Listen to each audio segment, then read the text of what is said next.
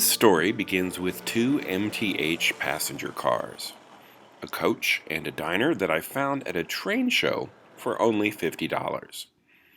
No boxes, but they have very minimal wear. And I love the interiors and the olive drab paint with yellow lettering, both of which are in really good shape. A few weeks later, at a different train show, the same seller had this matching observation car offered at only $10. The roof paint has some damage, but its low price was due to the missing parts of the truck assemblies. He knew that I had the first two cars, so he let me have this one for only $8. At first, this car was a bit of a mystery to me. With the missing axles plus one missing side frame, I'd first think that this car had been dropped. But then the shell would likely have been cracked too, which it's not. The minor paint damage on the roof doesn't really match up with a drop either. And then the seller told me the actual story, which is sadder than this having been dropped. He mentioned that he bought the collection from the estate of a man in the later stages of Alzheimer's, and he was told by the family that the original owner would take things apart and then not always be able to put them back together. And in the process, some of the parts would be lost too. The swap meet seller had searched the collection for the axles and side frame, but had no luck. After he researched the prices for the pieces needed to complete this car, he decided to sell it for parts, or possibly as a project, which is where I come in.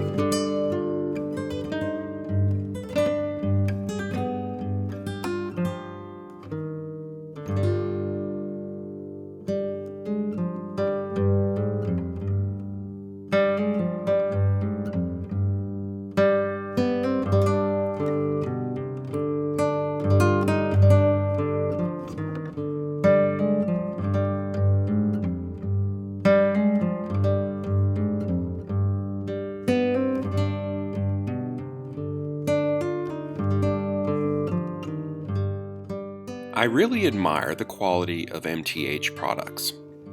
This is an assembly that's meant to last, but it's also designed for easy repairs if something should go wrong.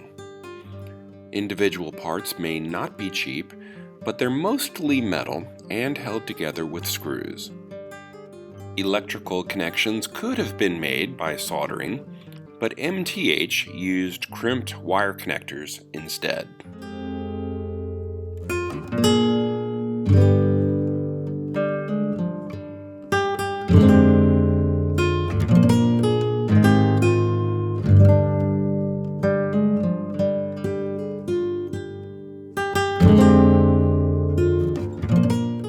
Even though I won't be reusing this part, I'll put the screws back into the piece just to keep track of them.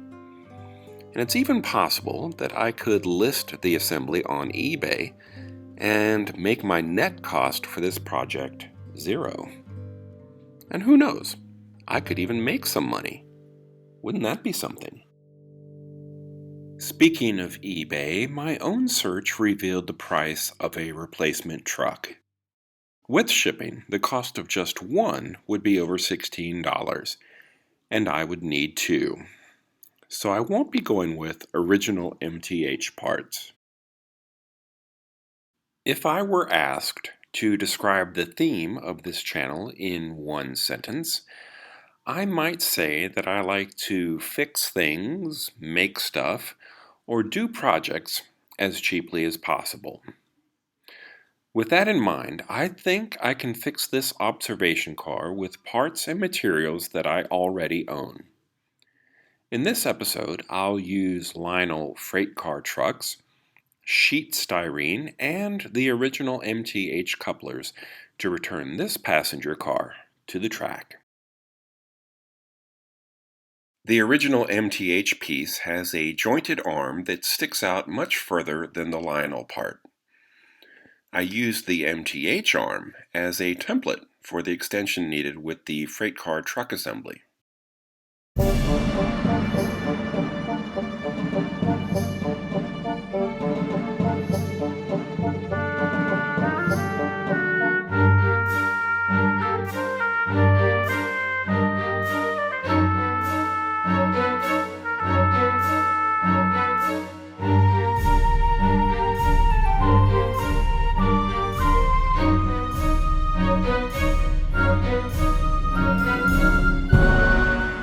I started with a very small bit for the pilot hole and then moved up in size until the opening matched the mounting post on the MTH coupler.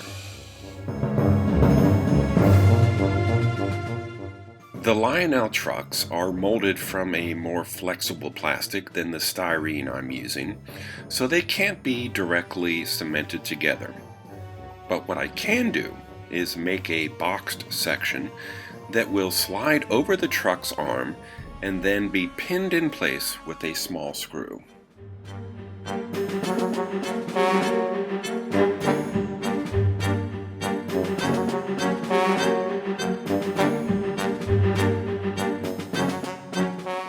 There's more cutting, sanding, and shaping until I get the part just right.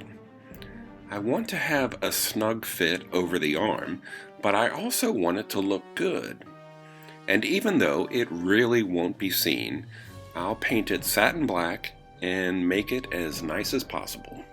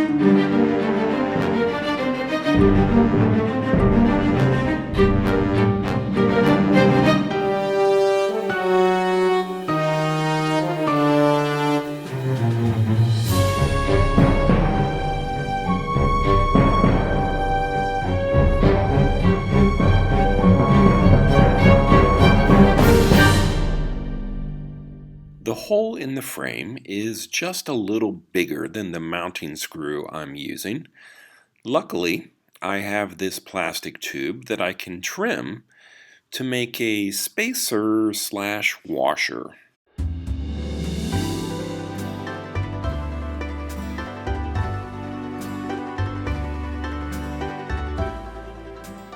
I don't see why an observation car needs a rear coupler in the first place. So I'll just install this unmodified Lionel freight car truck and let it go at that. So, guess who has two thumbs and didn't realize that MTH Observation Car trucks come with arms of 2 different lengths. This guy. You can't tell, but both of my thumbs are up and pointing right at myself. Because of that, I get to make a second one of these, but now it has to be longer. It may have added a little bit of time to this build, maybe 6 or 7 hours. Making the second part went way faster, but I did have to wait for the black paint to dry. But now I'm finally ready to put this back together.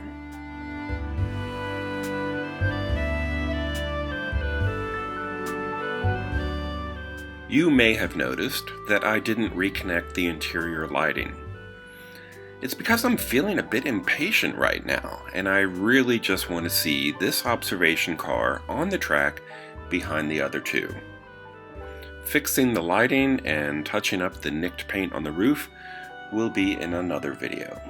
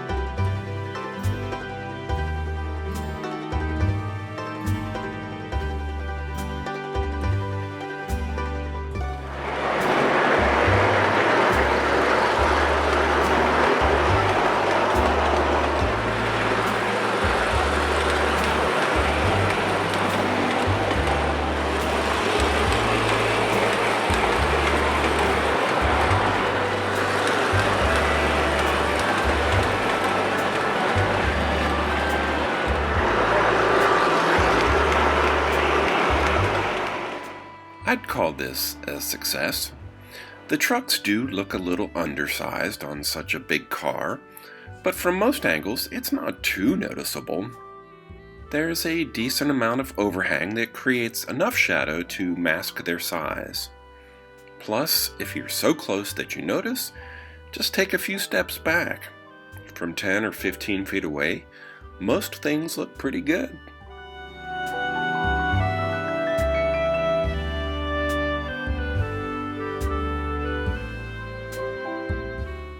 If you enjoyed this video, please like and subscribe. Thanks for watching, and until next time, this has been Bob's Workshop. Take care.